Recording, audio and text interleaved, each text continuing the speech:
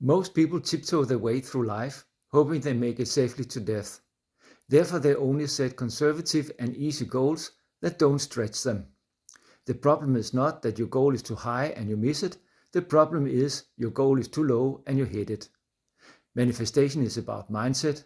Change your paradigm and everything will start to change. I'm your guide today, and in a second I will give you a tool. To get transformation and results, you gotta set up your mindset for success.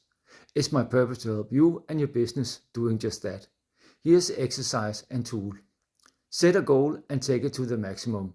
Ask yourself, does it still feel comfortable? And do you still know how to get it? If yes, double it. Post it in the chat, subscribe, and get a free talk. Tell us what you want and we'll show you how to get it.